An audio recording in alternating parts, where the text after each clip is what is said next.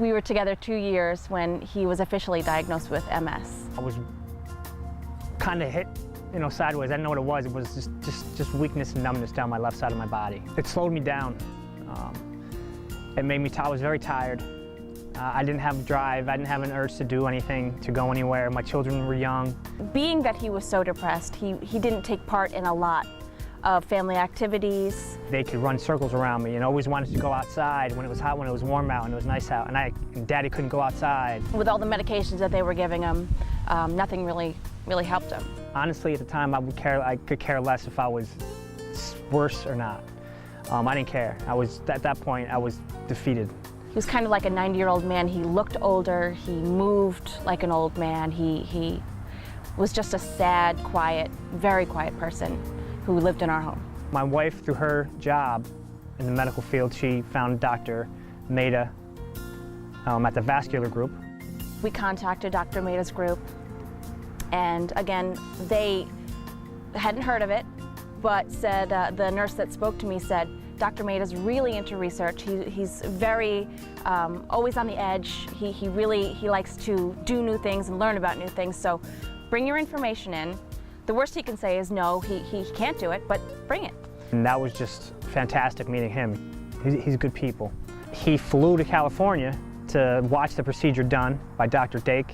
Well, it turned out Dr. Maida was friends with him. He had somehow crossed paths, and instead of just calling him like we thought he was going to do, he actually flew across the country and watched him do procedures, which was amazing. Kind of, who does that?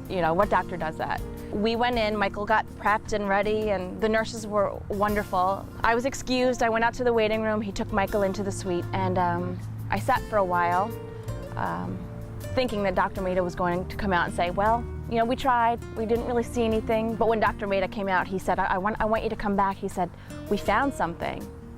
And I was amazed. He said, he has a blockage. After the procedure, on a follow-up, Dr. Maida asked everybody in the room, the nurses and everybody, to leave so we could have a few minutes alone. And as I was telling him how I felt, he stopped me mid-sentence and said, I can't believe this is you. This is the person that had the procedure done. I can't believe it because you're speaking now. You're talking to me. He goes, well, when you were here before, you were just quiet and your wife was answering everything. He looked up at us in tears. He was crying, he was tearing up because the procedure was such a success. I immediately burst into tears and kind of couldn't believe it. It was a great moment. It was a fantastic moment.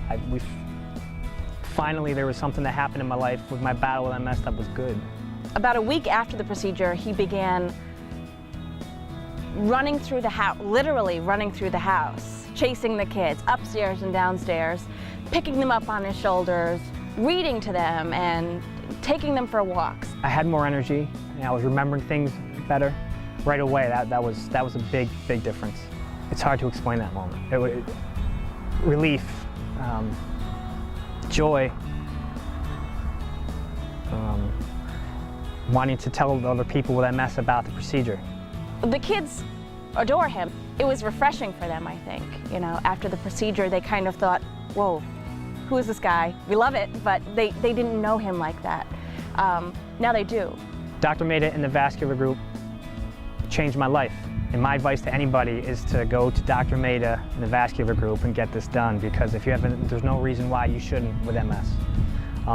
It's still, people still say, oh, it's not, that doesn't work. Well, it does work.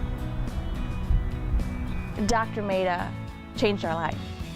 As a family, he gave hope to our family, and he gave me my husband back. And he gave my children their father back. Thank you, Dr. Maida. Thank you, Dr. Maida. Thank you, Vascular Group. You made my daddy better.